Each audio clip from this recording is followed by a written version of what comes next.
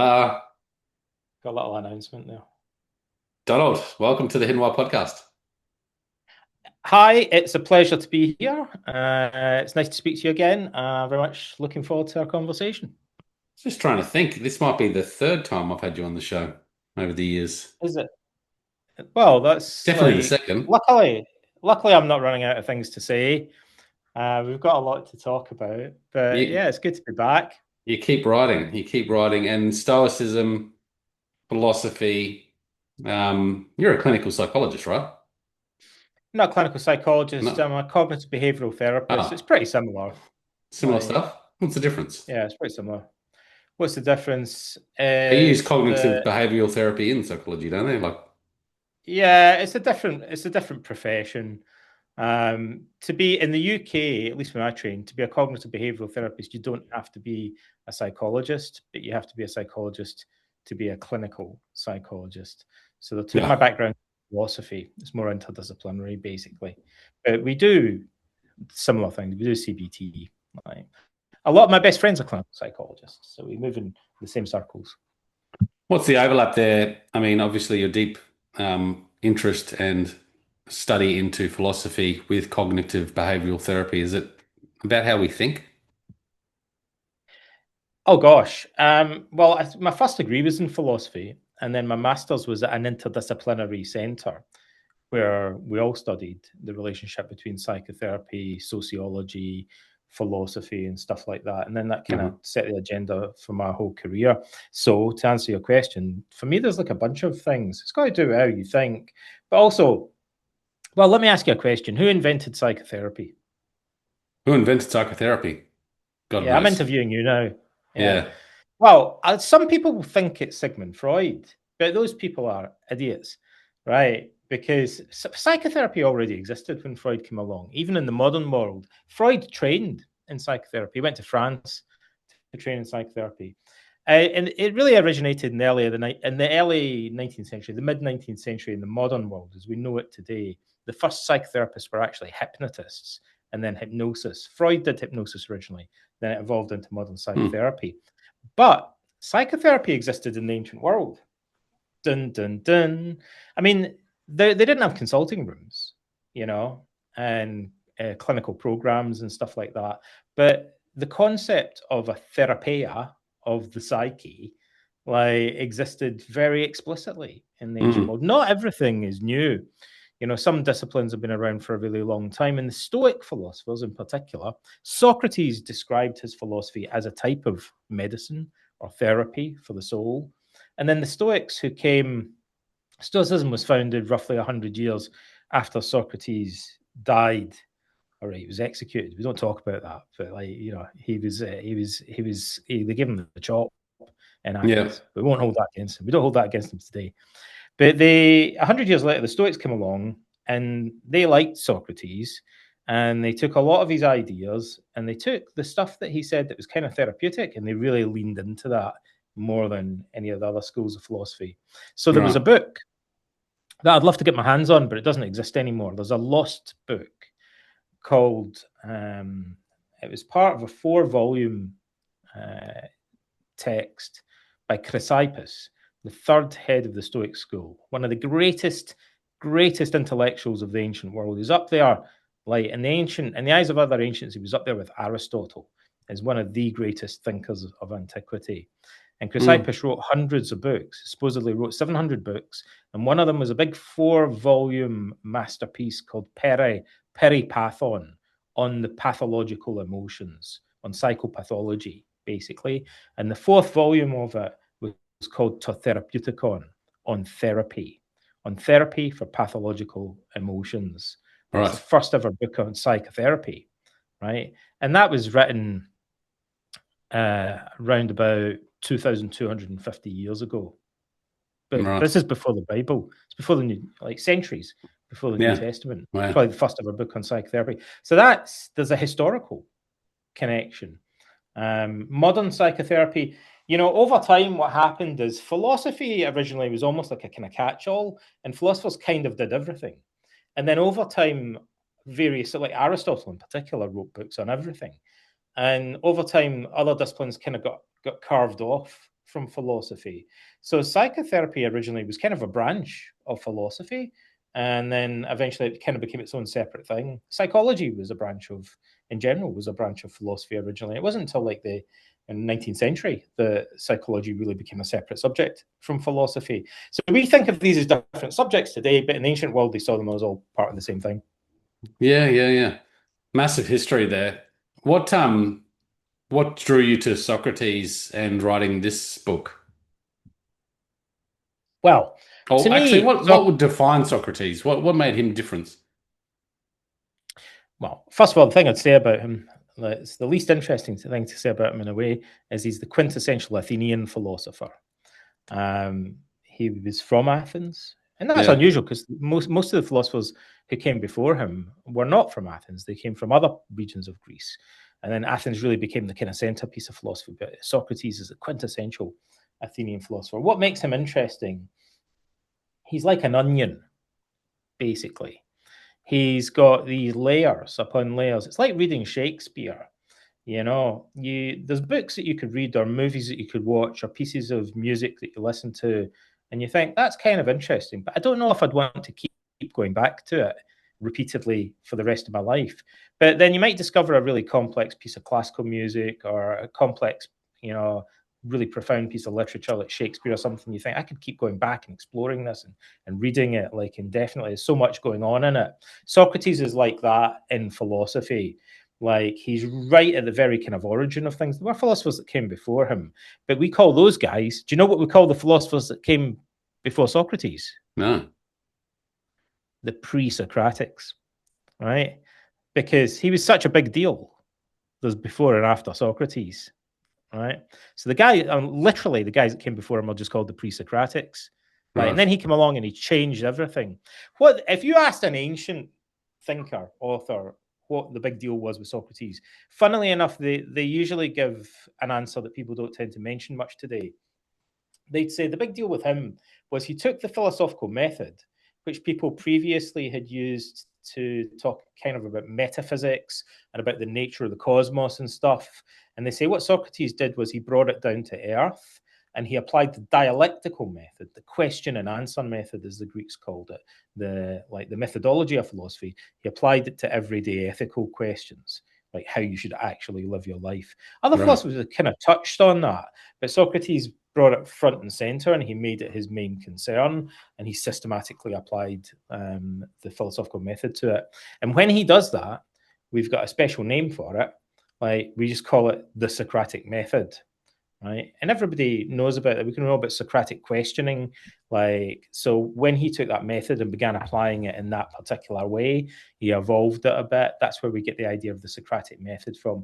And actually, funnily enough, the Socratic questioning is one of the main techniques that we tend to refer to today under that name in modern psychotherapy. Psychotherapists call what they do Socratic questioning because it's to some extent it's kind of loosely descended from and modeled on What is the Socratic method of questioning? questioning. It's like normal questioning, only better. Uh-huh. Like it's got a more Socratic flavor to it. So what does it look like?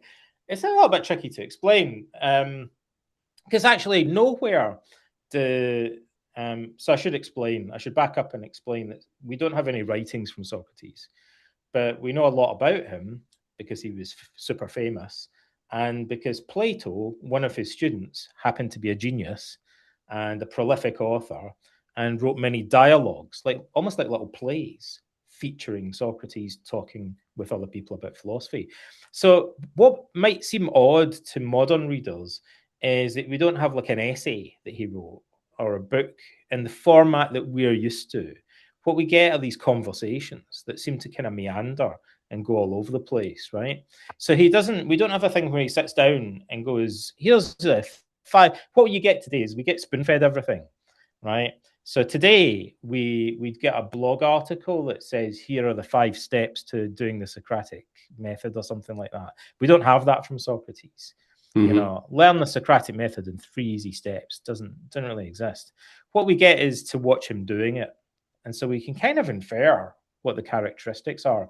So basically, to give a very schematic description of it, he usually asks people to define a virtue. that is integral to what they're interested in, right? Okay. So he brings it right down to earth. So he might be talking to he gets drawn into in one of the dialogues in the lackeys. He gets drawn into a kind of argument or a debate that's going on with some Athenian generals, like you do, and they're arguing about training their sons how to fight in heavy armor for some reason. And Socrates gets them onto the subject of how to define courage, right? So he does this slightly odd thing of steering conversations around to what he thinks is the kind of assumption that everybody is making, like that courage is important and that giving the sons this military training would be a way of developing their courage. And that's a good thing. And Socrates kind of immediately dives in and says, but what is courage? I mean, we could sit here and debate what the best type of course is to spend money on for your kids, but do you guys even know what courage is? Like, would you know it if you saw it? What does it look like? Right. So he really drags people's attention to their fundamental assumption. And he asks them to define it in words, which might not sound like a big deal, but that's a slightly odd thing to do. And it definitely feels odd when someone makes you do it. Right. Because we take these concepts for granted. If you say to somebody, how would you define courage? They'll often give the answer that St. Augustine gave when he was asked how to define time. He said, I know what time is. I talk about it all the time. I take it for granted. But if someone asked me to explain a definition of time, then I'm just kind of lost for words, right? Even though it seems like the most familiar thing in the world. Yeah. So we all know what courage is, or do we? But it's simply asking people to give a dictionary definition of it, as it were, is a big ask, as we say today. And so people would stumble, and they typically they do a similar thing initially. They'd usually answer in a way that's most familiar to them, and often they'd kind of point at an example. And so these Athenian generals say, okay, courage is standing your ground in the face of the enemy. Well, that's the way they use the word. Because the Greeks were particularly known for fighting in the phalanx formation. And for that to work, you have to stay in formation rigidly. You have to be trained not to break formation. Because you use a shield and a spear, and your shield protects you, but because the nature of the formation, it also protects the guy on your left. And so if you break formation, you endanger your comrades. So that's frowned upon. And the thing that made it most effective was this kind of rigid formation. So an Athenian general would think it's a really big deal, and I spend all day, every day, beating these guys around the head to get them to stand their ground in the face of the enemy and not break formation. And so that's how I would define courage, right? The most salient, obvious definition for him is pretty straightforward. Socrates says, thanks very much. That's a nice definition. I like that. I'm going to add that to my list.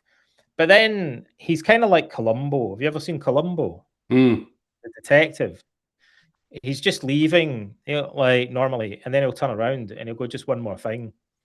And that's kind of how Socrates comes across a lot of the time in these dialogues. So sometimes what often happens is people will read the Socratic dialogues and then they kind of get bored a couple of pages in and they give up. Because often he seems like he's asking quite simple questions initially, and then it gets more and more kind of involved and kind of a bit crazier, and the really interesting stuff starts to emerge further down the line. So Socrates will say, well, that's a good definition, but just one more thing. And the Athenian generals, Nicias and lackeys, say, well, what's the problem? And Socrates says, well, if you're in the cavalry. And they say, what do you mean? And he says, well, the cavalry don't hold their ground in the face of the enemy. They charge into the enemy in order to break their formation. This whole point of it. And they say, okay. And he says also, what about the Spartans? At least at that time, he said the Spartans don't fight in a rigid formation like that. They also, like a cavalry, charge headlong into the enemy in an attempt to break the enemy's formation. And they say, okay, the Spartans are very courageous and they don't hold their ground. He says also, what if you're fighting a tactical retreat? Then you can't really be said to be holding your ground, but you can still be exhibiting courage, right? Socrates had actually fought in a famous tactical retreat. And they're like, yeah, that's true, that's true. And then Socrates says, no, so you're not talking about the military, but what about civilians? Do they not exhibit courage as well? No, okay. Like, we see what you're doing here. Like, our definition is too narrow, right? We need to kind of broaden this definition a little bit. And so Socrates is sometimes said to expose contradictions. He's often exposing exceptions to the original definition, and he encourages people to progressively refine their definition of usually of a virtue, not always, but generally of a kind of abstract concept or a virtue that they really care about. So there's several interesting things about this. One is that usually they feel confident that they know the answer. So he's kind of he does something that annoys people. Like he often exposes their ignorance about fundamentally important concepts that they take for granted. And there's also something quite jarring about it, because normally people want to launch into a talk about how to apply a concept. So they want to talk about what courage is, right? The Greeks were great at giving these long speeches. They were known for it. And Socrates used to really annoy them by interrupting them and saying, back up. Like, you're giving this whole speech about what's just and unjust, but what are you assuming the definition of justice is, right? And arguably, we don't do that enough. It's a way of concealing errors. Like if we just take a concept for granted and then talk about it, applying it, like kind of we conceal the fact. So often the shakiest part of someone's argument is the bit that they are taking for granted. And it creates a kind of smokescreen when we do that. And we say a lot of things about justice, like without actually, I mean, how many modern politicians could define what they mean by justice? Like how many modern politicians could define what they actually mean by, you know, the well-being of the society that they live in? But these are things that they're supposed to be talking about, right? But that's really questioning the why behind why we think this certain way or why we believe this certain thing. It's the hidden why. It's the hidden why. It'll get you every time. Like, so he wants to drag that out into the open to make the unconscious conscious, as we sometimes say, and to question it. But the other feature of that, so sometimes people didn't like that. Like it divided the audience. Some people loved that and they found it kind of addictive and liberating. And then other people got annoyed about it, particularly powerful and important people, and also older people. So older, more mature men that were very wealthy and powerful didn't like that because it threatened their status in Athenian society. And that's why Socrates was known in part. He started off talking, we kind of can see this trajectory that his career follows. He said that originally he went and spoke to one of the most senior politicians in Athens. And then he sought out one of the wisest men in Athens, sophist Protagoras, who was called the wisest man alive by his followers. But over time, Socrates increasingly talked to young men and he talked to everybody. He talked to rich people, poor people, Athenians, foreigners, slaves, and most controversially of all, perhaps, he did philosophy with women, which was shocking in the ancient world. So for a bunch of reasons, this really upset the apple cart. So Socrates was kind of, through questioning, exposing the fact that people of status, rich Athenian men, sometimes were kind of ignorant about the concepts they were employing. And at the same time, he was showing that prostitutes, slaves, foreigners were sometimes capable of giving insight and wisdom and better definitions about the virtues, and that annoyed people. And that's one of the many reasons, and there are several reasons, but it's one of the reasons that they made him drink hemlock. Hemlock? Yeah. They got rid of him. They gave him the chop, as we said earlier. Because he, mainly, in particular, because he upset some Athenian politicians. Right, yeah. How did he, as far as the Stoic philosophies go, how did he incorporate that into how he lived his life? Well, I'll give you an example, right? So we've kind of meandered, in a kind of Socratic fashion, we've had an interesting conversation about, and give you a picture of what Socrates' life was like. So I'll give you something that's a little bit more concrete. In Plato's Republic, so Plato, his most famous student, Plato's most famous book is The Republic. The Republic consists of about 10 chapters. It's really, really long. I think it's the longest of these dialogues. Some of them are relatively short. It's like 10 of them put together, basically, right? So a lot of people try and read The Republic and they don't get that far. Like, it's kind of hard going for, unless you're a bit of a nerd about classical philosophy, right? There are better, easier texts for an access point to Socrates. Well, funnily enough, towards the end of that book, I think it's in book 10, Socrates is having a conversation with Plato's elder brother called Glaucon. It's a dialogue. And he's going on about Greek tragedy. And Socrates thinks Greek tragedy, highest form of Greek art, sets a bad example. He says it's not really a good example for young people. And Glaucon says, what do you mean? And Socrates said, well, the characters in Greek tragedy are really often the cause of their own suffering. And Glaucon's like, what do you mean, Socrates? He's basically saying they're kind of idiots, these people, right? So they don't really provide us with very good role models. Like, they handle everything badly. And that's partly why these stories are so tragic. Like, they're making things worse for themselves in many cases. And Socrates says, yeah, that's not how a wise person would cope with adversity. Like, then none of these people behave like they have wisdom, right? So they're not very good role models. And Glaucon says, well, what are you talking about? Like, well, how would a wise person respond in the face of adversity? Something bad happened in life, in the face of misfortune. Yeah. And Socrates says, well, they would do 4 things. So now he is giving you, like, the clickbait, like, bullet point list. Because there was 4 things that they do. I'll try and remember what they are. He says, number 1, they would suspend judgment about whether the thing that happens is really bad or good. And actually, this is a big theme in Greek tragedy. It's obvious to the Greeks because often somebody has real good luck in a Greek tragedy, and then it turns out it's actually a bad thing. Right. Like, so Oedipus in Oedipus Tyrannus, Oedipus Rex, he meets a beautiful woman and he marries her, and she turns out to be the queen, and he becomes the king. Just one thing, he then discovers that it's actually his own mother because he was abandoned as an infant. Right. So he's committed incest, right? So that kind of ruins things for him a bit. Like, everything was going great until he discovered that he'd unintentionally committed incest. Like, and then he kind of goes crazy and stuff. This is a really terrible thing for Greeks. Yeah. So Socrates says you shouldn't jump the gun and prejudge things. Like, it looked like things were going really well, but then it turned out it was actually a really bad thing that you'd married this woman. And likewise, Socrates said that during his life, he fought in a war called a huge war. Like, to the Greeks, it was like a world war. It engulfed the whole Greek world, called the Peloponnesian War. Yeah. And really, it was between the 2 superpowers of the region, between Athens and Sparta.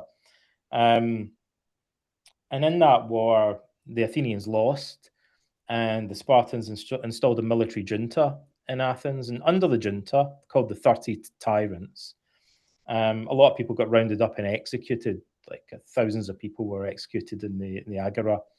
And Socrates used to say to people that had complained that they were poor and that they had no status in Athenian society, he'd say, you used to complain all the time about how poor you were and how other people had much more status. But those people all got dragged into the forum and they were strangled by the 30 tyrants. And so you guys are the only ones that are left alive. So, and turns out you were lucky. Like, you dodged a bullet, right? Yeah. It's like that old story about the guy whose horse runs away or whatever. Socrates saying it seemed to you like it was bad luck that you were poor and lacked status, but it turned out to work in your favor in the end. Like, when the Spartans took over, like, you went under the radar. So he says the wise person suspends judgment about whether winning the lottery is a good thing or not, like, until he sees how it pans out in the long term. Right.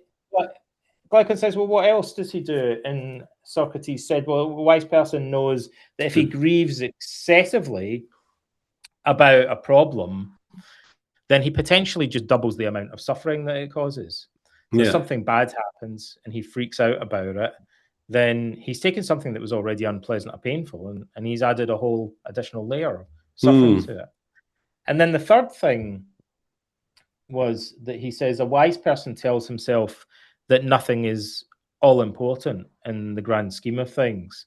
So a wise person realizes that no individual event is life defining.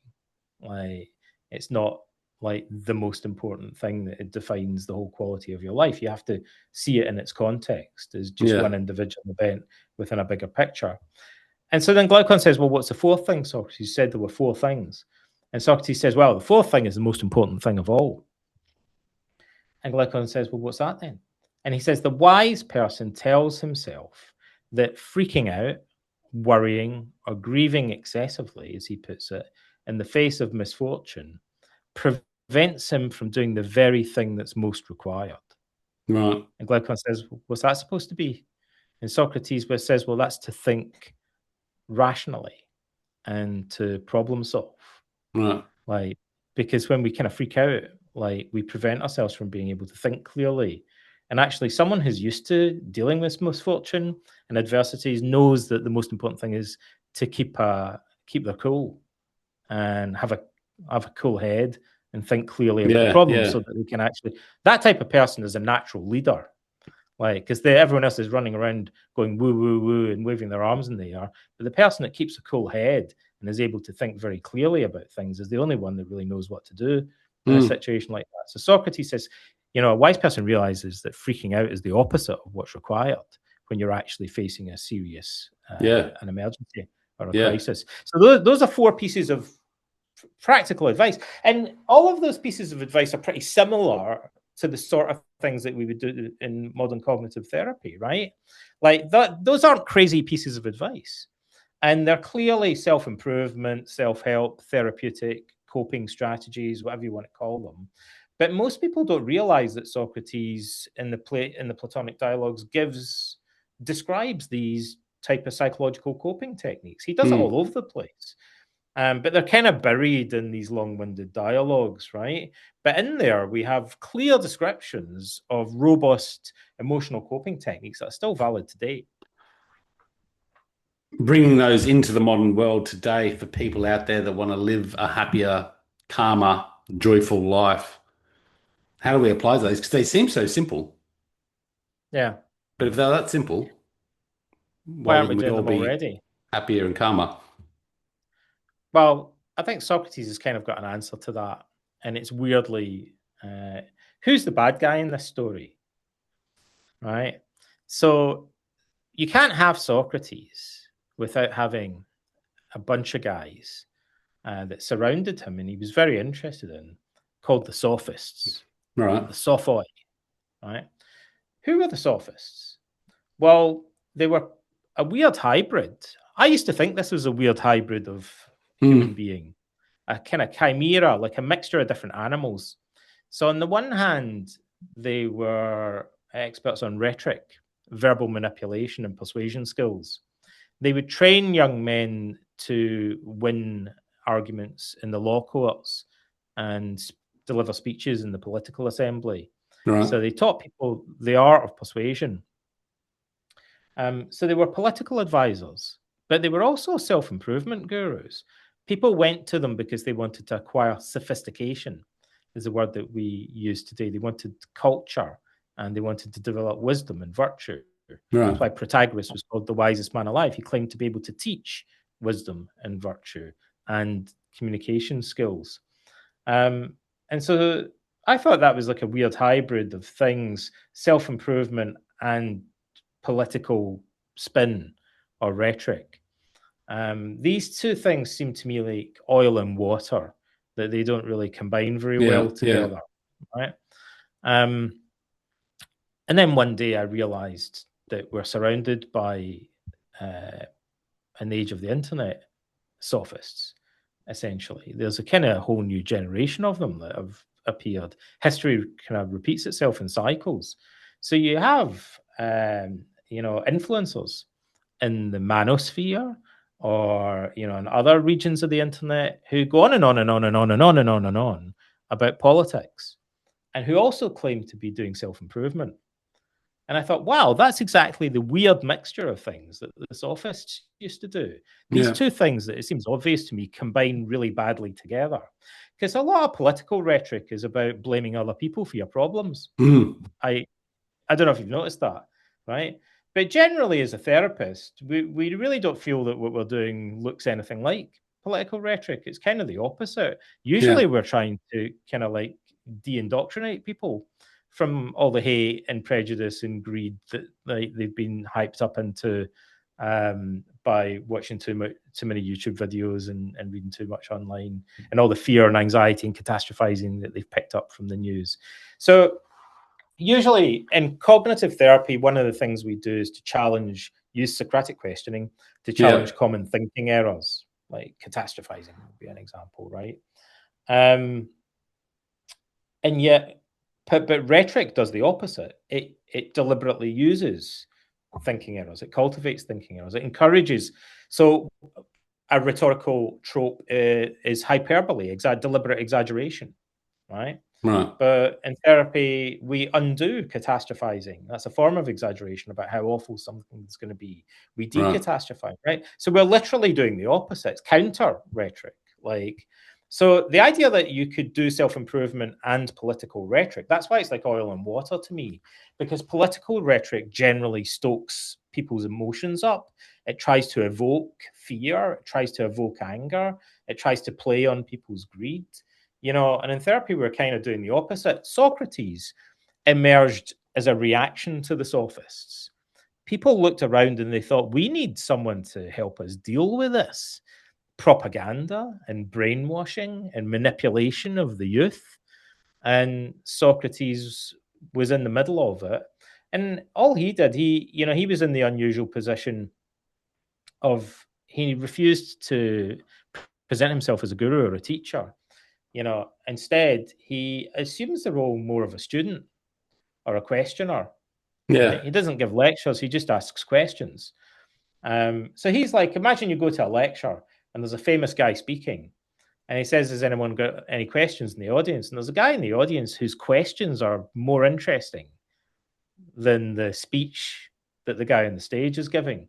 Yeah. Well, that's what Socrates was like. So half of the audience thought, this guy's really, I'm Interesting. more interested in this guy's questions. And the other half of the audience thought, shut up, you're annoying, right? We should get you to drink hemlock, right? And execute you. So, that's the kind of position that he occupied. Now, So it's how really a could this case be? for a deeper awareness through that Yeah, questioning. it's a type of awareness. Socrates said that wisdom, so you've heard before philosophy, there's Mm. a temple in a place called Delphi, the Temple of Apollo, and it was famous for maxims.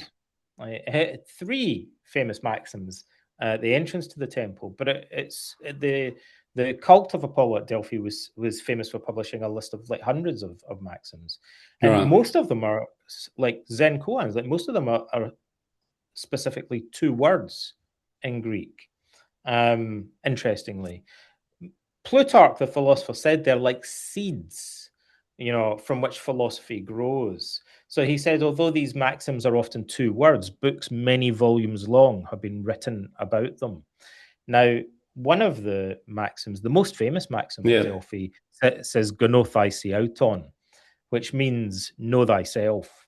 Right. And that became almost like a theme that resonates through the whole of Greek philosophy, in a sense, kind of grows from the seed of these two words. Yeah. Right? The other one, the second most famous one, is Maiden Agan, which means nothing in excess, all things in moderation, which is essential to this day, a kind of principle of Greek ethics and well-being, Yeah. right? That kind of runs through all Greek ethical philosophy. And the other one, actually, funnily enough, is difficult to translate into English, but it means something like being overly certain about things leads to catastrophe. And you can see Socrates believed that the fundamental thing he was doing was exposing something he called double ignorance, right? So most people think that ignorance is a bad thing, but Socrates said those people are idiots. They're wrong, right? He said there's nothing wrong with ignorance. Like, it's relatively harmless. He said, I'm ignorant about many things. Got no idea how to cure diseases or build ships and stuff like that. And generally speaking, it doesn't cause me too many problems in life. Mm. He said the real problem is something more specific that Socrates and Plato called double ignorance. Yeah. And double ignorance, it's kind of a bit like the Dunning-Kruger phenomenon. Double ignorance is when you're ignorant of your ignorance, right? So Socrates Deliberately says, suppose ignorant. you, yeah, well, not deliberately, almost the opposite, unintentionally. You don't know that you're ignorant. You don't realize how ignorant Right. you are. Like when you think you know a thing or two, but actually you don't. And so Socrates said, well, suppose you're a politician and you believe that you understand how medicine works, but you've never really studied it. Like, so you overestimate your grasp of the subject. He said that could be extremely dangerous. You could give bad advice to people, like particularly if you're in the assembly.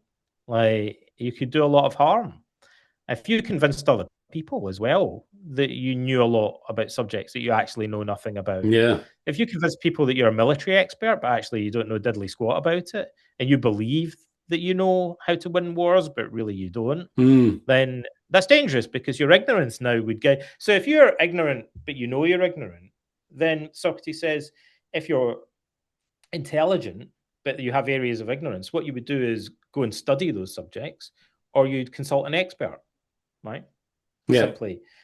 But if you have double ignorance, then you think that you know more than you actually do, and your actions become guided by your ignorance. So you Right. do dangerous things. He said they thought the sophists, like their method, tended to cultivate double ignorance. Like it led to people overestimating their own ability because the whole thing was about creating the appearance that they knew more than they did, like and impressing the audience, for Yeah. example. Yeah. So he said, this is toxic. Like, it's going to lead to a whole lot of problems. And it's kind of fundamentally connected to the way that politics works. Mm. So Socrates would say another famous saying of Socrates that's kind of more well known in Greece. It gets a little bit forgotten. Is Socrates said that we should be as we wish to appear. So one of the fundamental distinctions that he makes that runs through Greek philosophy is a distinction between appearance and reality. Right? Sophistry, or the art of persuasion, is all about appearance. Like, so it's about appearing wise. It's about appearing virtuous. The goal is to convince other people that you're wise. The Mm. goal is to convince other people that you understand what's just. The goal is to convince other people that you're courageous, a great military strategist. It doesn't matter whether you actually are or not. And the sophists would boast about that. They would say you could spend your life studying all these other subjects, but you don't need to, because if you understand the art of persuasion, you only have to study one subject, which is the art of convincing other people that you know things that you don't in fact know. Mm-hmm. Right? And he said that in Wow. one of Plato's dialogues called the Gorgias, he says one of the scariest things anyone's ever said. Right? He's talking about the sophists, and he portrays one of the sophists in a conversation, talking about the art of persuasion. And he says, look, it's like this. If someone who is trained in the art of persuasion stood before the assembly, like before the Senate, and he gave a speech trying to persuade them what should be the policy, and he up against him, you put a physician who was an expert on health, and they were debating matters of public health. He said the sophist, the rhetorician, would win every time. Like, Mm. even though he knows nothing about the subject, because he's specifically trained in persuading people that he knows about things that he doesn't know, Yeah. uh, evoking their fear, their anger, their greed, and playing on their emotions. He said in a debate between a sophist and an expert physician, the sophist would win every time. Yeah. And that's a quite unnerving observation. Like, I think there's some truth in it. But how do we Still to apply this that day, right? today? Mm. Right, it's a big problem, right? Today, we're all gullible, like, and we're easily swayed by people who are good communicators, unfortunately. And sometimes people who are experts in a field aren't great communicators. Maybe they can be rubbish at getting the point across, but they might still know a lot about the subject. Mm. Someone might be Socrates says someone could be an expert on something like shipbuilding. They may be rubbish at giving speeches, but they know way more about shipbuilding, than your students do, than the bunch of sophists do, basically. So I guess that brings us back. We were talking about fulfillment and happiness. Well, those three Um, maxims, just to look at those for a second. So I'm taking it as the first yeah, one, know thyself, self-awareness, critical, important. mhm, The second one you talked about is temperance or moderation, yeah, challenge in today's nothing in society, excess.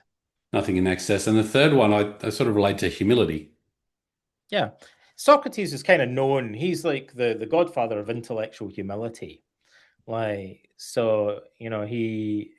didn't pretend to be an expert on anything. He just thought he had he'd learned an art of asking questions, Hmm. basically. So there's a subtext though. There is a kind of point that Socrates is usually leading towards, um, even if it's sometimes it's not clearly stated in the dialogues because he's asking lots of questions, but you kind of think he seems to be kind of heading towards something, right? Or he's kind of taking certain things for granted in the conversation. Like it's more like he's circling around certain ideas, approaching them from different angles. There's there's a deeper insight there that's kind of hard to articulate, but maybe I can kind of put it into words. I try and be very blunt Well, about does something that. Socrates have an agenda? Like, Um, with that questioning, usually people have an agenda as to where they, like you said, where they want to head up. yeah, I Whereas guess it he depends seems how like you.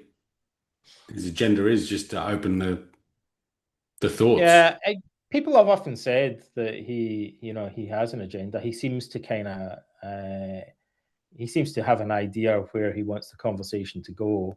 Hmm. But he also does seem open to questioning his own assumptions, right? Yeah. So I think he can have an agenda, but it's not necessarily a bad thing because he also has a kind of intellectual humility and a willingness to be questioned. And in fact, if his agenda is that he exposes what his own assumptions are, that's fine as long as the next stage is then he's willing for people to critique them. He says in the conversation with Protagoras, there's many weird things. Everything about Socrates is paradoxical, right? Like you can almost like take that for granted. When he's talking to Protagoras, the Hmm. first sophist, this guy made a fortune by teaching people how to win arguments through the art of persuasion.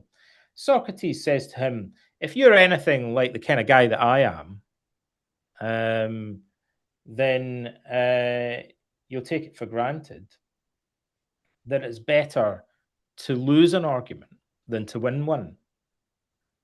And Protagoras is like, "What the hell?" Like, he's standing there in front of a group of his students. And he's like, "My entire existence revolves around teaching people to win arguments." Yeah. Right? That's what all these guys here paid me a fortune to teach them how to do. And this guy, this clown, this weirdo, is standing here telling me he thinks it's better to lose arguments. And Socrates, he says, what do you mean? Hmm. And Socrates explains, well, if you win an argument, you haven't really achieved anything except to kind of impress the audience, right? You create an impression, but that's not really worth that much. And at least in his eyes, right? Yeah. He says, but if you lose an argument, the person who loses the argument is the only one that really potentially learns anything. And he goes, it's of much more value to me to lose an argument. So I have an agenda. I have certain assumptions. I would be incredibly grateful to you if you could prove to me that they're wrong, because then I would come out of the conversation having gained wisdom, Yeah. like I've learned something from it. But if I win the argument, I haven't really learned anything. All I've Hmm. done is impress some people. I don't really care about that. Yeah. Whereas for Protagoras, impressing people was how he made a living, and so it was the be all and end all of it. So Yeah. Protagoras and Socrates had completely opposing assumptions about the whole nature of debate. and Mm. what the point of it was and who gained the most from it. Now, I mean, maybe that leads on to we mentioned happiness. So it's Yeah. probably, I know it's a theme that we wanted to talk about. So first thing about happiness is the word is messed up. What have you ever heard someone being described as hapless? Hapless. A hapless individual. He's hapless. No. Now, it's a word that's still sometimes used, although it's a little bit anachronistic. If someone is a hapless individual, then it means that they're wretched and unfortunate, Right. right? And that's because the word hap means luck originally, I believe in Anglo-Saxon. Happiness originally meant being fortunate or Right. lucky. It meant the opposite of being hapless, which means unfortunate or Yeah. wretched. Yeah. We kind of still use it a little bit when we say that maybe we talk about something being a happy accident or you know, like a happy turn of events. I mean, is it was lucky or fortunate? Fortunate. Yep. Yep. So the word happy has become degraded in meaning over the past few centuries. Right Mm-hmm. now, when people use the word happiness, they mean like a warm glow inside, or it's a feeling, A feeling. right? Mm. Yeah. But that's not what it originally meant. Originally, it meant more a state of being in which you were actually flourishing or doing well or fortunate.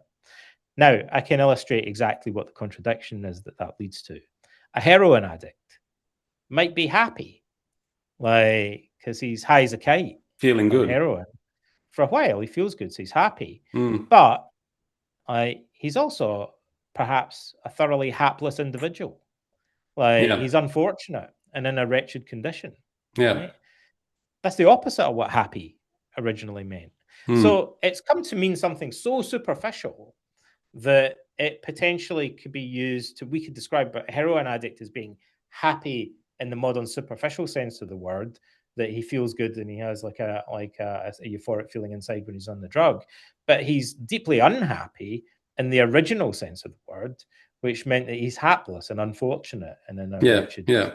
condition. His life is not going well, right? So the word happiness is used to translate the Greek word, a notorious Greek word, eudaimonia, which we actually use in modern psychology as Yeah. well. Yeah. Eudaimonia was perhaps the most important word in ancient philosophy, and it's notoriously difficult to translate into English. So that's quite scary in itself. The Greeks thought the main thing in life is eudaimonia. It's what we should all be striving for. It's one of the most important concepts. We don't even have a word for it anymore, right? That's how alienated we are from it. We've completely forgotten the most important thing in Mm-hmm. life. We wouldn't even know how to have a conversation about it, like, even Yeah. if we decided to. It used to be translated as happiness Mm. in the original sense of the word, Yes. right? So sometimes this causes confusion when people read classical texts. So Socrates might be talking about happiness. He's not talking about feeling good. Like, he's talking about flourishing, for want of a better word. He's talking about fulfillment in a deeper kind of existential sense, right? Yeah. Objectively doing well in life.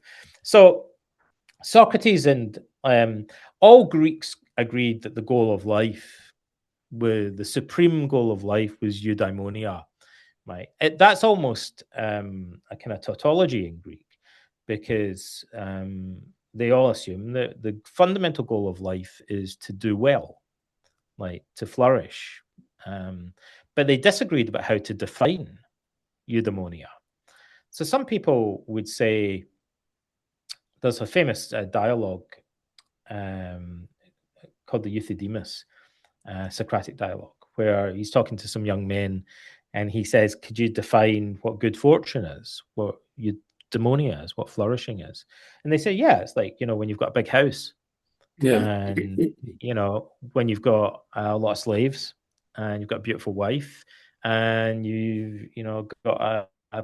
you occupy public office. So you've got a nice car, a beautiful wife, big house, loads of money, stuff like that.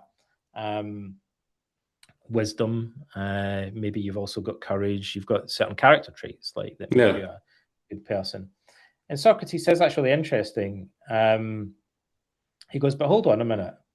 Let me kind of look carefully at this list. He says, let's take money because that's the easiest example. Suppose you took a big pile of money and you give it to somebody who's wise, temperate, virtuous. They probably use that money to do wise, temperate, virtuous things, right? So I could see why you would think that money is a constituent of good fortune and flourishing. But just one thing, like Columbo, all right? Just one more thing. Is what if you took that big pile of money and you gave it to somebody who was foolish and intemperate?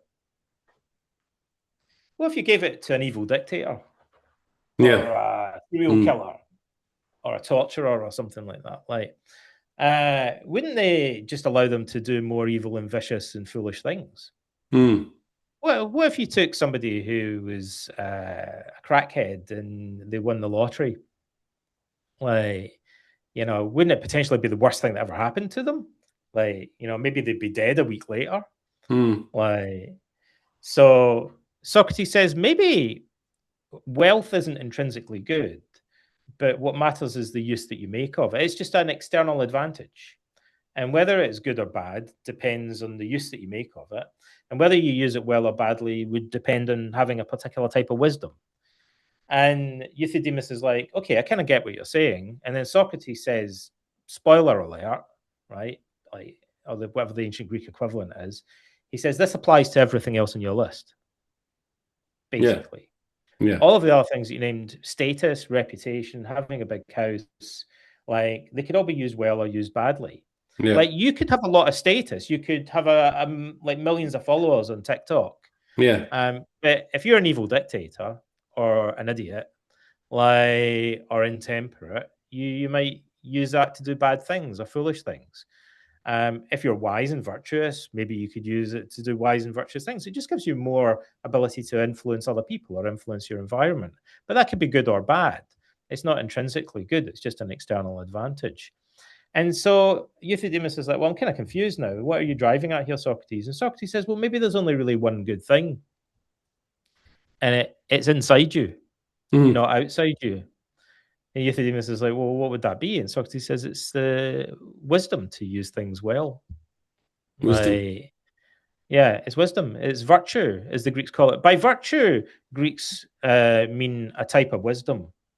Like, so they think that courage is a type of wisdom, that temperance is a type of wisdom, that justice is a Yeah. type of wisdom. At least that was Socrates' position and the Stoics' position. Mm. Like, they thought maybe involved other qualities, but fundamentally, for these things to be virtuous, they had to be guided by wisdom.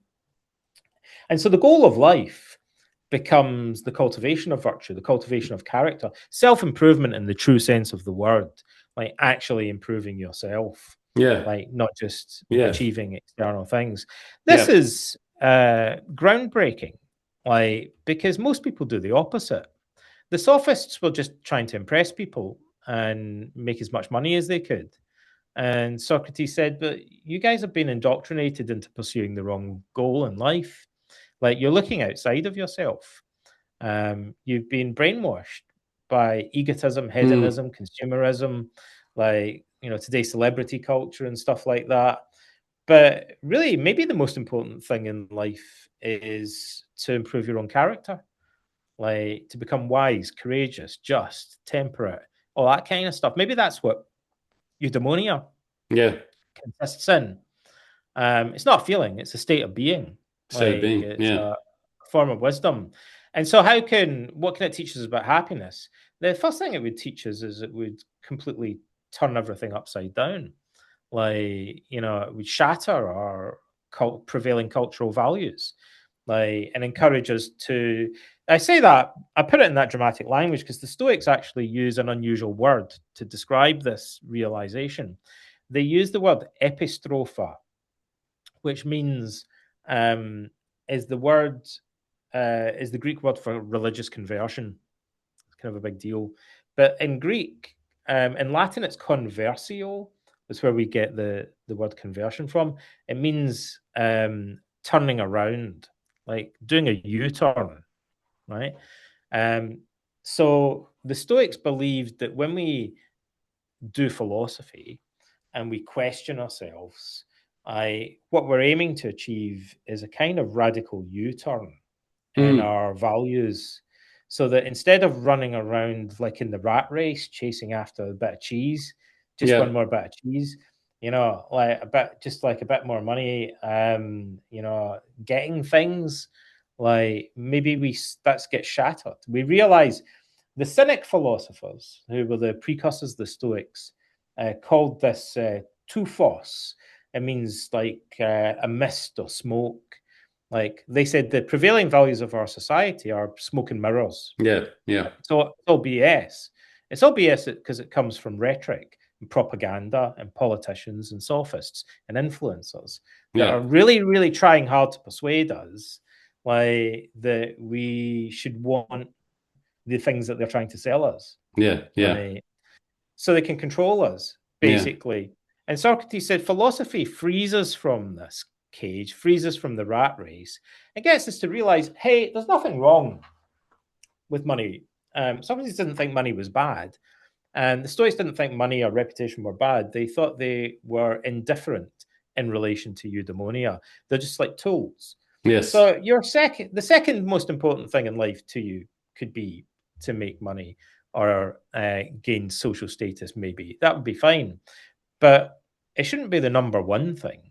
Mm. Like the most important thing in life should be developing the wisdom and strength Character. of character to be Mm. able to use wealth and reputation properly and not to be destroyed Yeah. Yeah. by pursuit of these things. Um, So and happiness really stems from a greater level of inner wisdom than anything, and yeah, should be the primary focus. the Stoics thought that this becomes obvious. That we don't need philosophy in a sense. They thought most ordinary people could figure this out for themselves under one particular circumstance.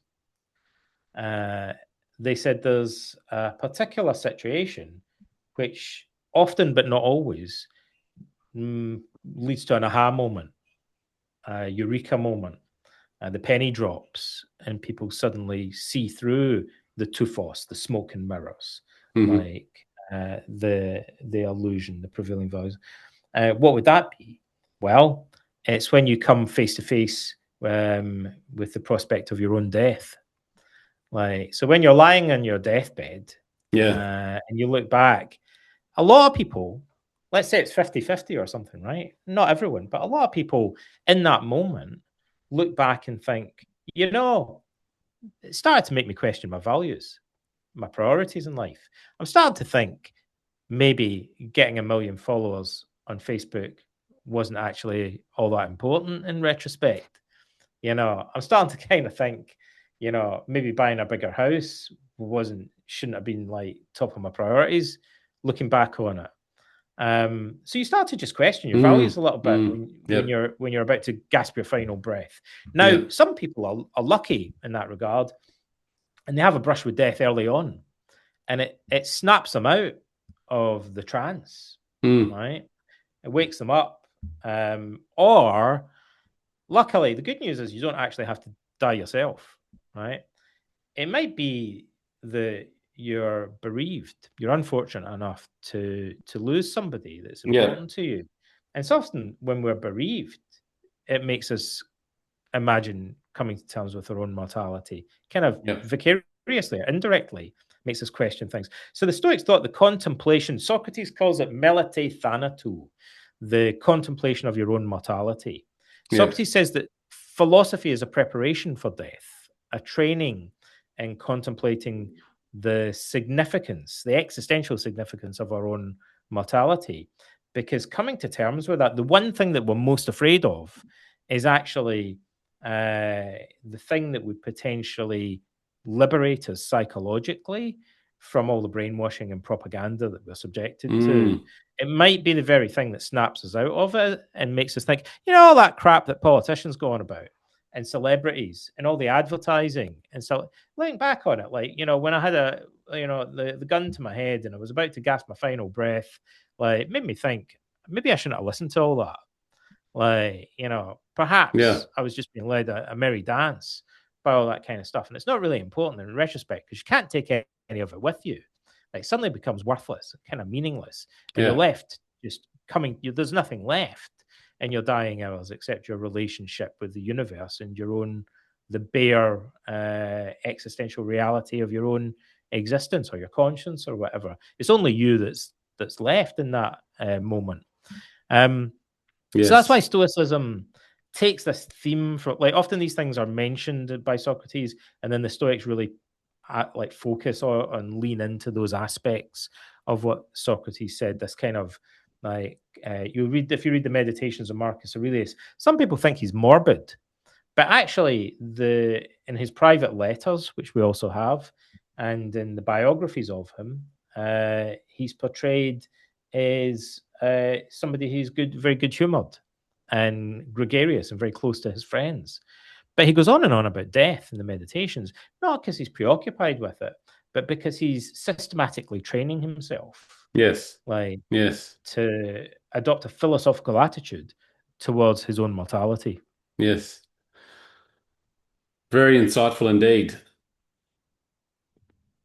How would you encourage people to put this in practice in their, like, obviously talking about it, like having conversations, questioning things with someone else or with an audience or whatever it might Yeah. be? Great. But individually, how could I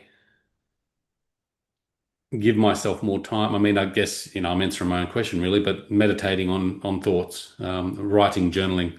I mean, what are your practices? Well, there are many, many things that you can do. So in the book, How to Think Like Socrates, I can go into that in more detail and give more examples. The very act of engaging in dialogue. So how would we do that today? Are we just going to sit down and do philosophical dialogues? Probably not. But we can steer the conversation like more towards deeper subjects. Yeah. Basically, there are ways we can do. Just the most important thing is the desire to do it. Not in a crude or a tactless way. But asking people about their assumptions a bit more, about their values a little bit Yeah. more. Even with kids, right? Sometimes people ask me, "Oh, what questions can you ask kids?" I think that's kind of easy, right? So I go, "Here's one question that no one ever asks their kids, but I think it's a good question to ask, right? It takes a little bit of perseverance. At first, they might just look at you like you're crazy, but it's a simple question, right? How would you define wisdom? So, what does wisdom mean? Like, even kids have heard of it. You heard of wisdom, right? Like how in the movie, watched this movie the other day. One of the Gandalf's wise, isn't he? Like, what does wisdom mean? Like, how would you define it? Can you think of examples of people that are wise? Examples of people that maybe aren't wise? What's the difference between them, right? Nobody ever asks you to define wisdom. But we've No. had a whole conversation about how it's possibly the most important thing in life. The ancient Greeks were obsessed with it. They Mm. talked about it all the time. Like, today, we drink from a veritable fire hose of self improvement slop, right? When I was a wee boy, I go to the bookshop, there'll be 2 or 3 self improvement, self help books, Yeah. right? Now people sit on YouTube all day long, like drinking from this fire hose of supposed self improvement content. Yeah. And I thought, man, I need to get out there more because the people around me out there in the world and society must have been improved immensely. I can't wait to see what these guys look like. Like, after all the self improvement they've been consuming, they must have all been helped by all the self help and improved by the self improvement. And then I went out in the world and I explored it and I talked to a few people and I got a big shock. You're not going to believe this, buddy. But it struck me that they didn't seem to have been improved very much, like, or helped all that much either. Like, as a whole, society collectively Mm. Mm. seems to me like more neurotic than it was 20 years ago. I'm getting worse. Yeah, but everybody spends half of their time now, like whether it's Oprah Winfrey or Jordan Peterson or Andrew Tate or whatever else gets packaged as self-help or self-improvement, I don't see the results of it anywhere. We've Mm. had decades of it, Yeah, like a tidal wave it's really of this interesting. stuff. And Mm. yet, where's the actual result of any of it? Everyone's more neurotic than they were 20 years ago. It's not working. Like, they don't Mm. seem all that helped by all the self-help they're consuming. But, you know, and despite that, so Seneca said no port is favorable. No, what, Uh, sorry? no wind. He said no wind. No wind is favorable to a ship if you don't know to which port you're sailing. Right. How can you help yourself if you don't know what it is you're trying to help yourself achieve? Mm. How can you improve yourself if you don't know what the goal of self-improvement is supposed to be? No wind is favorable to a ship that lacks a port or destination. Like, you're just going to go around in circles. So it's like we're So a getting lot, told what's wrong with our lives and then getting fed the stuff that we need to do to improve that without actually going in and going, actually, this is what I'm really after, and this is what's really missing. yeah. The Greek philosophers like Socrates spent a lot more time focusing on helping people to clarify the goal. Like, so they help people to really understand. I said I was going to touch on this earlier. It was a difficult thing to explain. I believe that one of the things that's going on with Socrates is that people find him frustrating because he doesn't give a lecture. He doesn't Yeah. give a soundbite. He Many of the Socratic dialogues appear to end in what the Greeks called apareia. Apareia means confusion, disorientation. It literally means not having a path ahead of you, a road to follow. Like, so he asks a lot of questions, people just end up more confused than they were at the beginning. They feel as if they knew less than they did before the dialogue rather than more. So a lot of people look at that and think, but that's the opposite of what I want. I don't really understand. Like, and so people get frustrated with it. It doesn't give them The the answer, 5 clickbait answers that they're often the looking for. cure. So what Mm. does it? What does it give you? All right, I'll be as direct about this as I can, given that it's something cryptic by its very nature. Um, Socrates implies, and there's some reason in modern psychology to believe this as well, that there's a problem with rule-governed behavior. That when we use verbal definitions or rules, we often apply them rigidly in a way that's not very adaptive, right?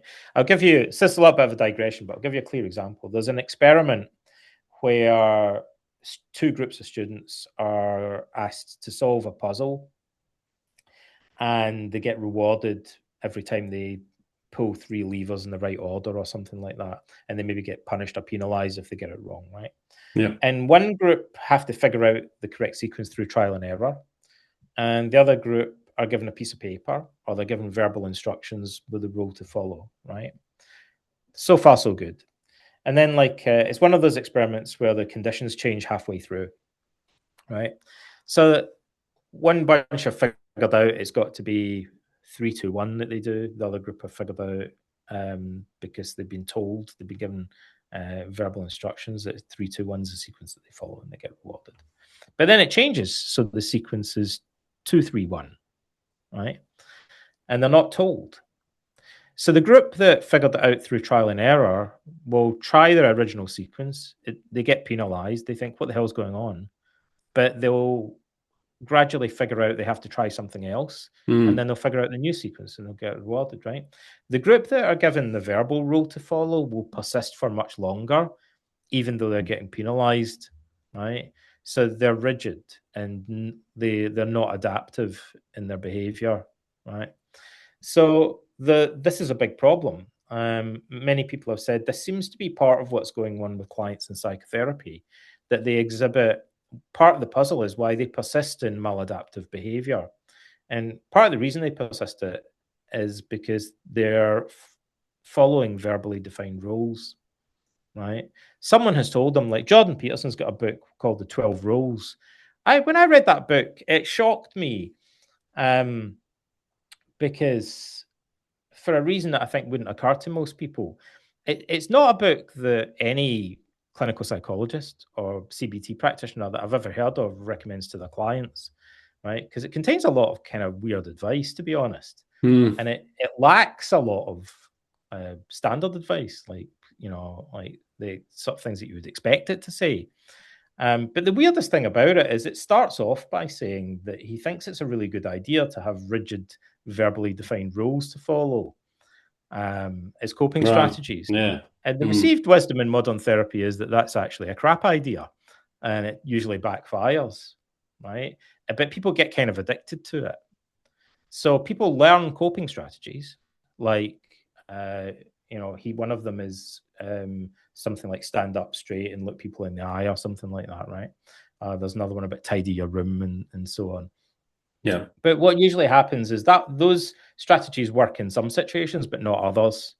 So if you stand up straight and look people in the eye, that might project confidence sometimes, and it would work quite well. But if Mm. you're a 15-year-old in the playground and you do that to the school bullies, like, they might perceive it as a provocation and you get your head kicked in. Right. So whether it's a good strategy or a bad strategy is going to kind of depend on how you do it and Yeah. when you do it and where you do it. It's overly simplistic and overly rigid, in other words. So this reminds me of the Socratic method. So when Socrates says, "How do we define justice? How do we define courage?" The original definition, that is standing your ground in the face of the enemy, isn't necessarily wrong. It would It's be the a context. valid It's. definition in that context, right? Mm. But Mm. it's too narrow and too rigid. So at the end of this dialogue, do we have a better definition? Not really, but maybe we have something more intangible and more valuable, which is maybe that we have an implicit understanding of the limits of that definition. Maybe we've got more of a feel for the meaning of the word courage. So I can have an understanding of what courage means that I can't articulate easily in a definition. I might have an understanding because I've like engaged in the dialogue that Socrates engages in. I might have an understanding, well, how we define courage might vary a little bit depending whether it's civilian courage or military courage. Maybe how we define courage for the cavalry would be a little bit different from how we Yeah. define it. There might be some things that they have in common, but the concept perhaps is complex, and maybe it's a little bit fuzzy around the edges. And maybe I can develop a practical understanding of it, even if it's incomplete, by having a good deep conversation about it, right? Mm. So Mm. maybe I do understand the concept more at the end of the dialogue. Like, I've been working with the concept, exchanging ideas about it. So maybe I've got a practical understanding of how to apply it, but I don't have a neat dictionary definition of it, right? Yeah. Maybe the neat dictionary definition kind of masquerades as understanding, but it's overly simplistic.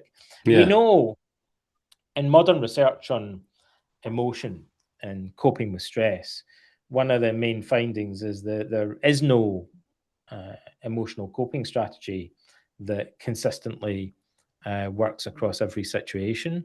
And people who exhibit the highest levels of emotional resilience tend to exhibit a trait that researchers call coping flexibility. Right. So that means that rather than tidying their room or standing up straight and looking people in the eye or whatever, rather than practicing mindfulness or practicing assertiveness, they are able to choose selectively between these different strategies depending on the What is demands of the applicable when? situation. And sometimes they combine them, and sometimes they Mm-hmm. separate them, and sometimes they modify them. Yeah. So these guys have coping flexibility, and they are much more consistently resilient. But people who know how to do mindfulness, and that's their panacea for every situation, it potentially works really well, and then they'll find themselves in a situation where it backfires dramatically. Yeah. For example, some people find mindfulness practices work really well for them, but unless they adapt it, they might find that if they become socially anxious and they're giving a wedding speech, trying to cope with that by practicing mindfulness might backfire by increasing their self-consciousness or their self-focused attention, which we know research on social anxiety shows that heightened self-focused attention tends to be one of the main things that fuels social anxiety. And the remedy for social anxiety actually involves focusing your attention more on the audience. Yes. That's what you Right. would, Mm. that's more natural. Like when you're speaking to a group of people, and it's unnatural to turn your attention back on yourself as if you're looking in a mirror. It's highly distracting. And so it tends to increase cognitive load and make people make more mistakes, amplifies their feelings of anxiety. So mindfulness could actually be the complete opposite of what you want in that In that situation. situation, Although yeah. maybe there are Mm. ways that you could adapt it, right? So Yes. the trick is, like, what Socrates is doing in a way is encouraging people. It's like he's saying, I hate to break it to you kids, but you're going to have to learn to think for yourselves. Yeah. Basically, he's like, Socrates clearly believes, he explicitly states that just giving people a formula. He was famously mistrustful of books, right? He loved books, but he also thought it would make people lazy and they'd stop thinking for themselves and they would just Mm. regurgitate stuff that they'd read in books. And he thought, really, it's more important that people learn how to ask the right questions and think Yes. things through for themselves. Now, a lot of the things that Socrates said he was worried about, see, it seems odd now that he had these concerns about books. I think he was right. But they're very similar to the concerns that people have today about AI. Like, people become overly dependent on it. They're going to forget Mm. how to actually reason and solve problems for themselves. It's going to make them intellectually lazy, Yeah. right? Yeah. Well, that already happened, several centuries ago when the printing press was invented. Like, it already happened when people started watching Joe Rogan, like, and just regurgitating stuff that they heard on a YouTube video, Yeah. rather than actually trying to figure out their opinions for themselves. We all kind of just became echo chambers, Yeah. like, basically reiterating things that opinions that other people had arrived at for us, right? Without really thinking it through for ourselves. But maybe the process of thinking about it for ourselves is what contributes to cognitive and coping flexibility, and is really what Socrates is trying to Absolutely. teach through the Socratic method. And you can't get that, passively. You can't go to a greengrocer and buy it like you buy a pound of onions or something like that. No. You can only get it. You get understanding from getting things wrong and Yeah. learning from your mistakes, and actually practicing thinking. Not as a rule, Donald, but what in your life daily do you do to give yourself time? I mean, obviously you do a lot of research and writing on these Well, topics, and that probably there are helps you develop your there are wisdom. many things. Well, there are many things. I'm lucky, right? Because maybe this is a more, I was going to, just dismiss this as a kind of trivial thing that's good luck. But I mean, maybe it actually is more significant than I was assuming there for a moment. I have worked with many, many individuals over the years. I do a lot of interviews and podcasts. I speak at conferences. I write books. But I do a Mm. lot of psychotherapy and coaching. And so by helping other people Yeah. in coaching or therapy setting, then potentially I learn from other people. Right. Socrates thought the best mirror for the human soul Mm. is a dialogue when we engage in meaningful dialogue with other people. So I learn about myself from my coaching clients, right? Yeah. But I Yeah. would say you don't need to be a coach or a therapist or whatever. If you go around trying to help people, Yeah. you approach it in the right way, then potentially by helping other people, you benefit yourself, Yeah. right? If you listen to other people and try to really understand them, Mm. like if you empathize with them and try to figure out how they made mistakes that they're making, why they're so depressed, why they're so angry, like you just give them like some time. You don't allow. It'd be easy to get sucked into arguments or try to fix other people's problems, but rather like you're more empathic and you try to understand other people's problems, and you're a little bit more patient with them. Mm. Then maybe you'll learn stuff from other people's mistakes, Yeah. like that 100%. help you in the way that a coach or a therapist would. There's two practical pieces of advice that I'd leave your audience with, though, Yeah. and they're both mentioned in my book, where I can explain them a little bit more clearly. So the first one is, for Stoics, there are many, many, many techniques in Stoicism. It's a philosophy that flourished for 500 years, right? It's Mm. a big thing. But the central technique of Stoicism is a thing called prosoche. If you go to Greece, you'll still see that word all over the place on signs over, usually it says prosoche skilos, and there'll be a picture of an Alsatian, right? Or something like that. So in modern Greek, it means watch out or beware. Like, it means pay attention. It means mind the dog, right? Prosoche skilos means mind the dog. Right. The Stoics use prosoche to mean mindfulness or paying attention to your own thoughts, how you use your experiences, like how you use your impressions, Epictetus said. So the main thing is for Stoics is mindfulness, moment to moment, observing in particular your passions, your desires and emotions, Right. noticing, slowing down enough to begin to notice um, the initial thoughts, the initial impressions, the initial reactions, and then how you respond to them. Rollo May, people attribute this to Viktor Frankl, but I think it was actually Rollo May that said that the most important thing in life is to introduce a small gap, a small delay between stimulus and response. And that's what human freedom and wisdom consists in. And that's very similar to Mm. what the Stoics are saying. Like, slow down, pay attention, and notice how you're responding when you get upset, what your initial impression is. Just long enough to ask yourself, is this the whole story? Yeah. Do I have to go along with this? Yeah. Or should I maybe question it? Is this how other people would see things? Like, am I maybe, it would be like if you're listening to a sophist or a politician, it's just slowing down and pausing and thinking, this seems really convincing, but is it actually true? Mm. Like, just that little sliver of skepticism, like that little suspension, that little delay, like so that you examine your own assumption. Right? Hang on, I'm making this assumption that I'm not going to be able to cope, but is that really true? Yeah. Like, is it 100% true? Is it slightly distorted? Am I Yeah. jumping to conclusions?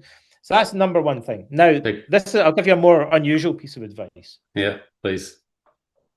All right. So this is what Socrates literally does. When I read, we have the Socratic dialogues of Plato. Everyone knows about Plato. But what most people don't know is there were 10 followers of Socrates that wrote dialogues. Most of them are lost. There must have been hundreds of Socratic dialogues circulating in the ancient world. Mm. And we do have many, about 40 dialogues from Xenophon, who was an Athenian general, a famous Athenian general, who was a Yeah. friend of Socrates. And in Xenophon's dialogues, Socrates more obviously does cognitive therapy. His dialogues are more down to earth than Plato's. And in a number of them, he's clearly, explicitly using the Socratic method as a form of cognitive therapy. And there's one of them where he does something that blew my mind when I read it. Because people told me Socrates never wrote any books. Right. Well, that's not true. Like, it's not entirely true. Plato says that Socrates wrote poetry when he was in prison, but those poems are lost apart from a few fragments from them. But Epictetus, and this might be crazy talk, but hundreds of years later, Epictetus says something really weird about Socrates. He says Socrates wrote more than anyone else. But he says, but he never published it because he didn't write for other people. He only wrote for himself. Uh-huh. Right. So he did something a bit like journaling, according to Epictetus. Right. Yeah. Again, it comes back to this thing of be as you wish to appear. Socrates saw writing not as something you do to impress other people, like a sophist, but he saw writing as a tool that you would use to think, like to challenge yourself. And what did he write? Well, who knows? Except we have a weird clue. In one of Xenophon's dialogues, Socrates draws a diagram. He's talking to a young guy, and this young guy asks him to explain the Socratic method, and he does it by drawing a diagram. And the reason it blew my mind is I thought, no one's ever told me about this. I've never seen this. And not only was it odd that he was doing it at all, but the diagram he draws was virtually identical. It was immediately recognizable to me because it's virtually identical to a diagram that someone is drawing right now in a consulting room with a CBT client, Right. like all over the world. It's one of the most common things that we do in cognitive therapy on a flip chart. So we'll get a flip chart and we draw two columns. It's called the two-column technique. Socrates sits with a wax tablet, I assume, We're not told. He draws two columns with this guy. And he says the young man he's talking to has been training with the sophists. He says, what is it you want to do? And he says, I want to be a great politician, like Pericles, a great statesman. Socrates says that means that you must know what's best for society. The Greeks called that dikaiosune, or justice. Yeah. He says, I'm an expert on it. I've been learning all about it. And Socrates says, okay, so at the top of one of these columns, I'm going to write the word justice. He writes the initial letter, actually. And at the top of the other column, I'm going to write injustice. And I want you just to give me some examples. He said, well, it's easier to give examples of injustice, like, because there's a lot of idiots around, right? And Socrates says, okay, like, go ahead then. We'll start with injustice. It's often the case that people find it easier to give examples of vices rather than virtues. Right? So, because people are cynical. So this guy says, well, Socrates asks him, gives him some examples. He said, what about this? What about that? And together they write down, maybe stealing would be an example of injustice. Lying, another classic example of injustice, right? So Socrates says, wow, you've learned a lot from these sophists. So stealing and lying are examples of injustice. That's the kind of knowledge that would allow someone to become a great statesman like Pericles, I guess. Like you've given me this list of definitions. Just one more thing, though, he says. Do you think there's any circumstances under which, let's say, lying could potentially be moved from the column marked justice, for injustice, into the one marked justice? Like, could there ever be a context, a time, a place, a situation where lying might be classified as just? Like, so it's the fuzzy edge, like the deeper understanding of the concept that you don't get from the soundbite dictionary definition, right? He's pushing this guy, like, to question his own assumptions. And the young guy's called Euthydemus. He's like, well, I don't really know. And Socrates says, well, what about if you're an elected Athenian general? The Athenians elected their generals. And he said, what would happen if you lied to the enemy and during a siege or something? Would that be considered unjust? And Euthydemus says, well, in warfare, it's a bit different, and deceiving the enemy is like something that is normally considered acceptable. Like, so that's different, Socrates, right? Socrates says, I see. What happens if you're a parent and you've got a small child and they're sick, but they won't take the medicine unless you conceal it in their food? Isn't that a form of deception, or lying, as you call it? He said, yeah. Would that be unjust? He said, well, no one would really call that unjust. That's different, Socrates, right? Mm-hmm. Socrates says, I see. And then he asked him about a famous example that recurs throughout the history of philosophy.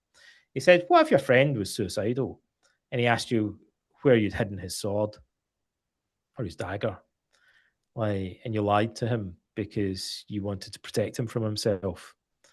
Would that be considered unjust? And Euthydemus says, well, that's different, Socrates, right? But he uses this two-column technique, to force him to explore the fuzzy edges of his definition and develop not just a simple verbal definition of what justice is, or what wisdom is, or what flourishing is, or what happiness is, but a deeper, more nuanced understanding of the concept. So sometimes lying, usually lying, is considered unjust. Yes. In some contexts, it might actually be considered just.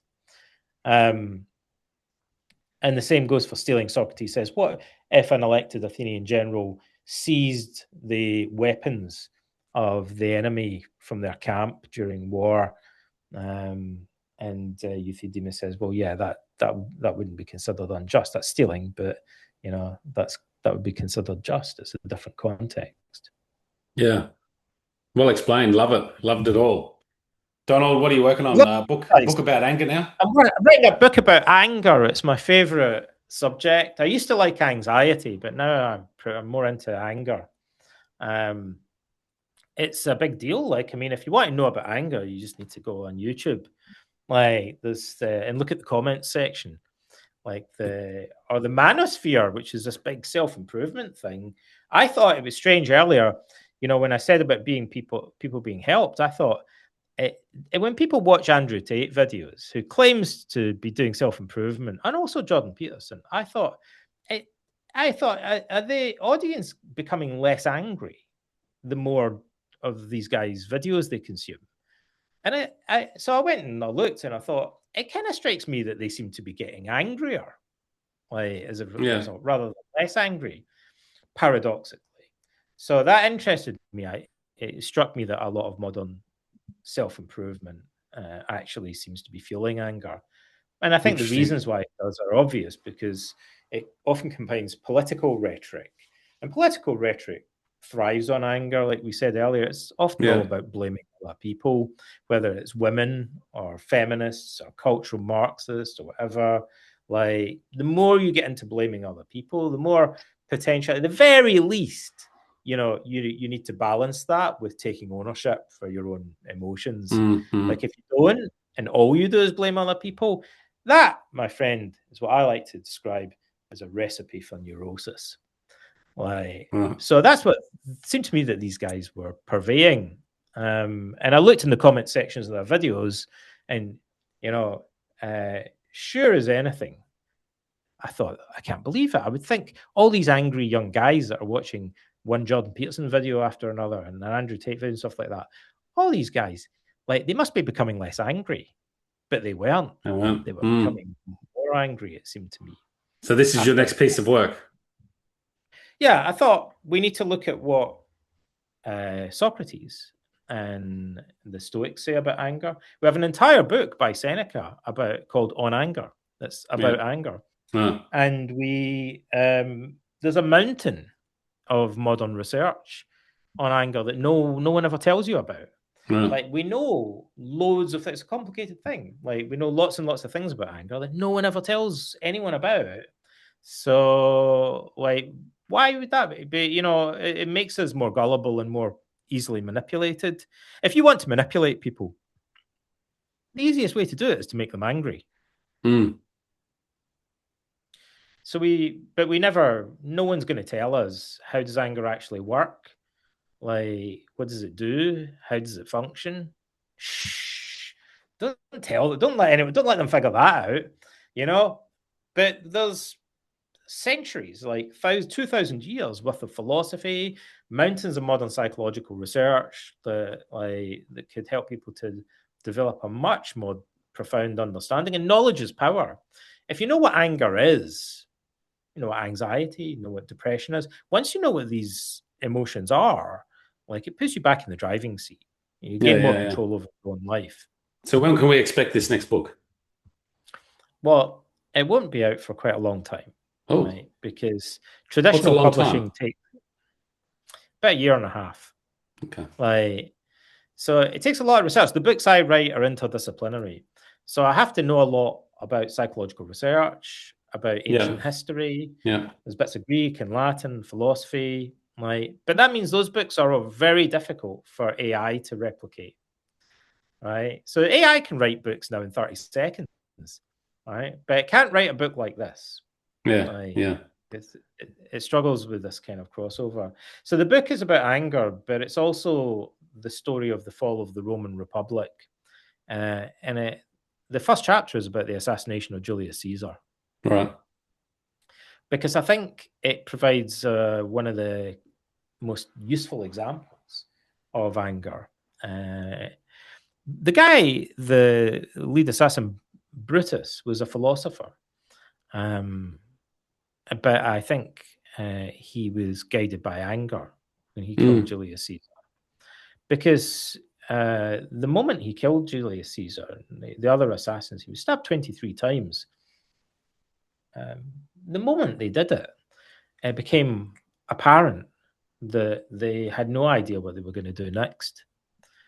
They lacked foresight, which is characteristic of anger. Like, people who are angry often feel compelled to take extreme action and then regret it afterwards because they haven't thought through the consequences of what they're doing. And then what happened was a cycle of civil war that went on for nearly 14 years and led to the deaths of hundreds of thousands of people. So it was a bloodbath that ensued, essentially.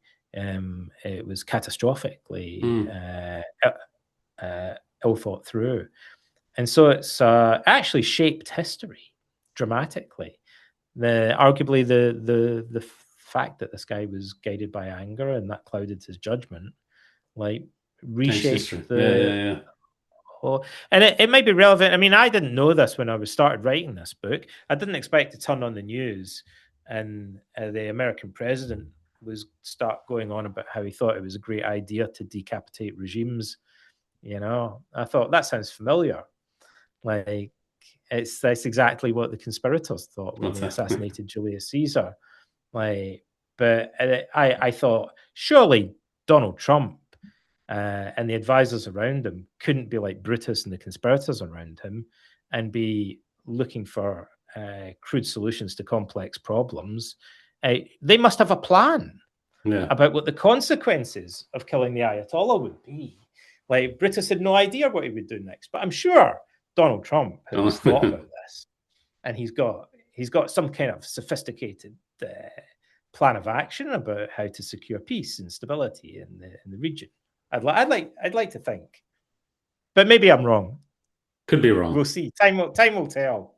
Donald, been a lovely chat. Let's get you back on for your next book. Yeah, once this book's finished, if we're still here, I'll come back on in a Still year and a here. half. It's an eternity away. We'll probably our AI overlords will have taken over by that point. But I'll still be promoting my book. I'm We'll sure. see. We'll see. It's been a pleasure, absolutely. And thank you for sharing so Likewise, much. you're welcome. Cheers. Guys, all the links in the show notes at thehiddenwhy.com for Donald. Reach out, get his books, have a read, follow, and we'll see you next time. Peace, passion, and purpose. See you soon.